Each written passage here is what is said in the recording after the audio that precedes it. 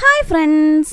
അപ്പോൾ നമ്മുടെ വീട്ടുമുറ്റത്ത് ഒരു ചാമ്പയ്ക്ക മരം ഉണ്ടായിരുന്നു കേട്ടോ. അപ്പോൾ അതിൽ നിറച്ച് ചാമ്പയ്ക്ക ഉണ്ടായിരുന്നു. കുട്ടികളെല്ലാവരും കൂടി അത് പൊട്ടിച്ചുകൊണ്ട് കൊണ്ടാണ്ടപ്പോൾ നമ്മുടെ കുട്ടികൾക്ക് ഒരു ആഗ്രഹം ചാമ്പയ്ക്ക ഉപ്പിലിട്ടത് കഴിക്കാനേ.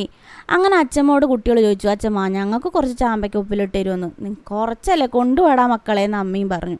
കുട്ടികൾ പൂ ചോദിച്ചപ്പോൾ പൂക്കാലം പറഞ്ഞു എന്തെങ്കിലും ഒരു കവർ നിറച്ചാൽ കൊടുന്നു കൊടുത്ത്. അമ്മയുടെ കണ്ണൊന്നാകെ തള്ളിപ്പോയി. അങ്ങനെ കുട്ടികൾക്ക് കൊടുത്ത വാക്കല്ലേ എന്ന് വിചാരിച്ചിട്ട് അമ്മ അത് നേരേക്കാനിരുന്നു.